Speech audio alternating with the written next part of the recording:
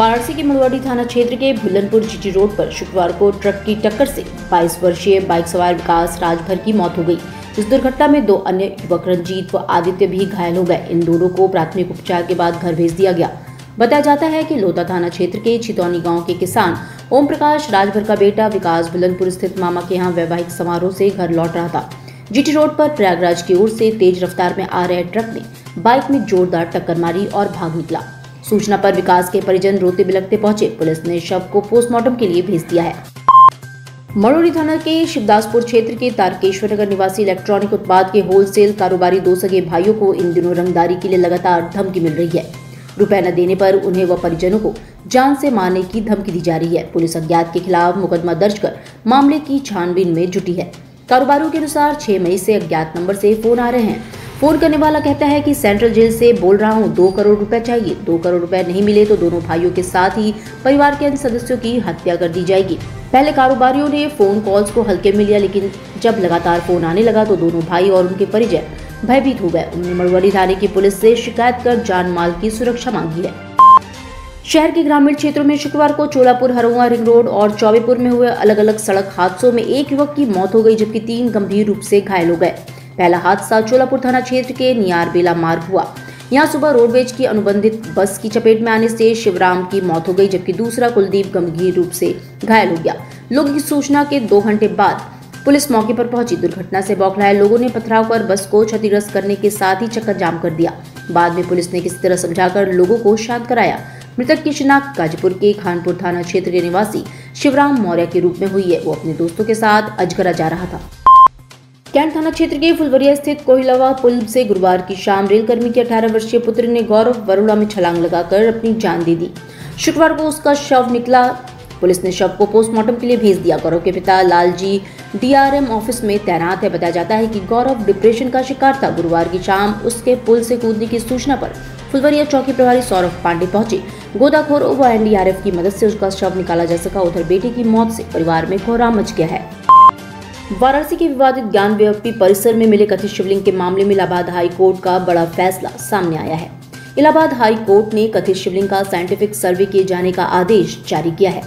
Scientific सर्वे का काम archaeological survey of India को करना होगा। कथित शिवलिंग को नुकसान पहुंचाए बिना साइंटिफिक सर्वे करना है। साइंटिफिक सर्वे के जरिए ये पता लगाना होगा कि बरामद हुआ कथित शिवलिंग कितना पुराना है, ये वास्तव में शिवलिंग है या कुछ और है। हाई कोर्ट ने वाराणसी के जिला जज के फैसले को बदल दिया है। जस्टिस अरविंद कुमार मिश्र की सिंगल बेंच में मामले की सुनवाई हुई। कथित शिवलिंग का साइंटिफिक सर्वे कार्बन डेटिंग के जरिए कराए जाने की मांग को लेकर दाखिल याचिका पर इलाहाबाद हाई कोर्ट ने ये फैसला दिया है। इस मामले में आर्कियोलॉजिकल सर्वे ऑफ इंडिया ने कल ही सीलबंद लिफाफे में अपनी रिपोर्ट पेश की थी। हिंदू पक्ष की महिलाओं की तरफ से याचिका दाखिल की गई थी। इस याचिका में वाराणसी के जिला जज के आदेश को चुनौती दी गई थी। इससे पहले पिछले साल मई महीने में कोर्ट कमीशन की कार्यवाही के दौरान मस्जिद के वजूखाने में शिवलिंग बरामद हुआ था। तो मद्देनजर करते हुए देखते हुए 52 पेजेस की इस रिपोर्ट के आधार पे माननीय जिला जज महोदय का फैसला सेट असाइड कर दिया, निरस्त कर दिया है और साइंटिफिक सर्वे की मांग को अलाउ कर दिया है। कोर्ट ने एएसआई के वकील को कहा है कि अब जिला जज महोदय के सामने 22 तारीख को पेश होंगे और जिला जज महोदय आगे इस मैटर में कैसे साइंटिफिक सर्वे होना है उस पर फर्दर ऑर्डर जिला जज महोदय पास करेंगे। सावन से पहले प्रधानमंत्री नरेंद्र मोदी काशीवासियों को करोड़ों रुपए की सौगात देने आ सकते हैं। इसको लेकर जून में तैयार होने वाली परियोजनाओं की सूची तैयार की जा रही है। जिला प्रशासन तैयारी में जुट गया है। हालांकि पीएम के आगमन को लेकर अभी तक कोई आधिकारिक घोषणा नहीं की गई है। वाराणसी में 11 से 13 जून तक G20 सदस्यों देशों के विकास मंत्रियों की बैठक प्रस्तावित है। इसी महीने शहर में कई बड़ी परियोजनाएं भी पूरी हो रही हैं। ऐसे में 2 दर्जन से अधिक परियोजनाओं का लोकार्पण व शिलान्यास किया जा सकता है। इसमें सबसे अहम फुलवरिया 4 लेन नमो घाट का पुनरुद्धार, फेज 2 का काम और राष्ट्रीय राजमार्ग समेत कई परियोजनाएं शामिल हैं। जनपद वाराणसी में अपनी दुकानों के बाहर पार्किंग और फुटपाथ पर अवैध दुकान लगाकर धन उगाही करने वालों पर नगर निगम की टीम ने कार्रवाई की है। कैंट रेलवे स्टेशन के पास भारी पुलिस फोर्स के साथ पहुंची नगर निगम की टीम ने अतिक्रमण करने वालों को हिरासत में लिया। नगर निगम की टीम ने अतिक्रमण करने वालों को सामग्री भी जब्त कर लिया। वहीं कार्रवाई में पूरे क्षेत्र में भगदड़ की स्थिति बन गई। ठेला लेकर अतिक्रमणकारी भागते नजर आए। वहीं नगर निगम की टीम के साथ मौजूद पुलिस के जवानों ने अतिक्रमणकारियों को दौड़ाकर पकड़ा। मौके पर मौजूद नगर निगम के अधिकारियों ने पाया कि अवैध अतिक्रमण का मुख्य कारण वहां के दुकानदार हैं। दुकानदारों की मिलीभगत और अवैध धन उगाही की वजह से अतिक्रमण लग रहे हैं। ऐसे में नगर निगम वरुणा जोन की जोनल अधिकारी प्रमिता सिंह ने उन पर भी कार्रवाई करने का निर्देश दिया है। कैंट रेलवे स्टेशन पे व्यापक रूप से समय समय पे अतिक्रमण अभियान चलाया जाता रहा है। माह में लगभग 5 से 6 बार यहाँ अतिक्रमण अभियान चलाया जाता है और पुनः उसी क्रम में आज विशेष रूप से अनाउंसमेंट करके पब्लिक को अवेयर करके कि वो स्वयं अपने ठेले या गुमटी हटा लें, उसी क्रम में फिर से अभियान चलाया जा रहा है।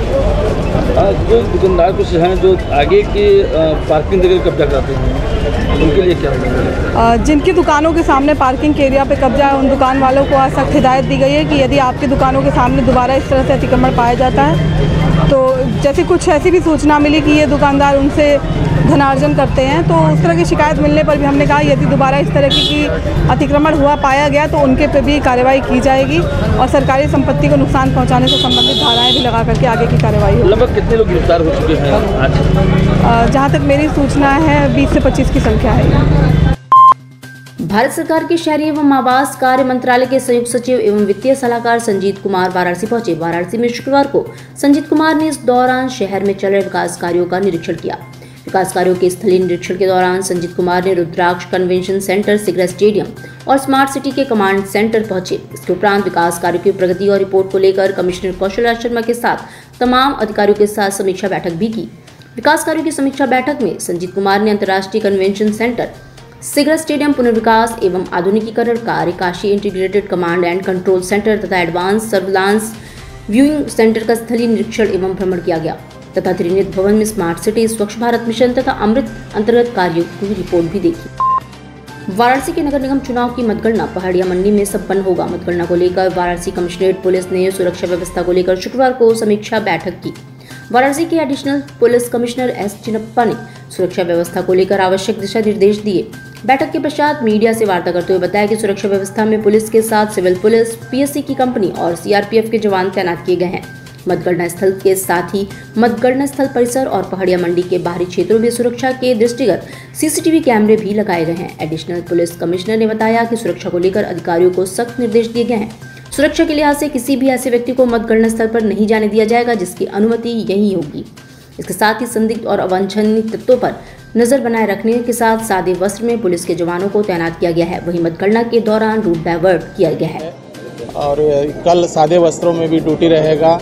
कैमरा के अंडर नज़र में सबको रखा जाएगा। सीसीटीवी कैमरा लगा दी गई है और सादे वस्त्रों में हमारे ड्यूटी रहेगा और सभी से अनुरोध कर लिया गया है कि शांतिपूर्ण माहौल में वहां अपना काउंटिंग को सकुशल संपन्न कराएंगे। उत्तर प्रदेश नगर निकाय चुनाव के मतदान संपन्न होने के पश्चात 13 मई शनिवार को मतगणना होनी है। 4 मई को वाराणसी में संपन्न हुए नगर निकाय चुनाव की मतगणना पहाड़िया मंडी में सुबह 8 बजे से प्रारंभ होगा। मतगणना की तैयारियां प्रशासन की तरफ से पूरी कर ली गई हैं। तैयारियों की अंतिम तैयारी का वाराणसी के जिला निर्वाचन अधिकारी एस राजलिंगम के साथ तमाम अधिकारियों ने स्थलीय निरीक्षण किया। निरीक्षण के दौरान मतगणना के किसी भी मतगणना हॉल में मोबाइल ले जाने की अनुमति नहीं दी गई है। जिला निर्वाचन अधिकारी ने सख्त निर्देश दिया है कि मतगणना में लगे अधिकारी और कर्मचारी भी मतगणना हॉल में मोबाइल फोन नहीं ले जाएंगे। जिला निर्वाचन अधिकारी ने बताया कि केवल निर्वाचन अधिकारी को आयोग के वेबसाइट पर फीडिंग के लिए लॉगिन करने हेतु ओटीपी की आवश्यकता होगी, इसलिए मतगणना के दौरान निर्वाचन अधिकारी अपने रजिस्टर्ड मोबाइल का प्रयोग मतगणना स्थल पर कर सकते हैं। मोबाइल का प्रयोग मात्र ओटीपी प्राप्त करने के लिए करेंगे, न कि किसी अन्य कार्य के लिए। काशी का पहला सुपर स्पेशलिटी और कॉर्पोरेट हॉस्पिटल आपके स्वास्थ्य से जुड़े समस्त समस्याओं का समाधान। 24 घंटे इमरजेंसी सेवा, neuro surgery, orthopaedic, paediatric, cardiology, neurospine surgery, gastroenterology, obs and gynaecology. Ayushman Bharat Yojana के अंतर्गत मुफ्त इलाज एवं टीपीए की सुविधा, laboratory services, ICU, NICU, laparoscopic surgery, advance gastrointestinal surgery, dialysis, ultrasound व एक्सरे की सुविधा, मेडिकल स्टोर, 24 घंटे डॉक्टरों की टीम मरीजों की सेवा में हमेशा तैयार, 24 घंटे एम्बुलेंस सेवा। एस 17/329 नियर रोडवेज वर्कशॉप के सामने, Cantt, Varanasi. 7081022111 7081044111। Cygnus Lakshmi hospital, सुने सबसे सुरक्षित, सबसे विश्वसनीय। डिजिटल इंडिया का digital new platform live VNS पिछले 7 वर्षों से बनारस की सेवा में। पाइए बनारस के कोने कोने की खबर निष्पक्षता के साथ। लाइव VNS से बनारस की ताज़ा तरीन खबरों के लिए प्ले स्टोर से डाउनलोड कीजिए लाइव VNS ऐप या फॉलो कीजिए लाइव VNS को सोशल मीडिया पर।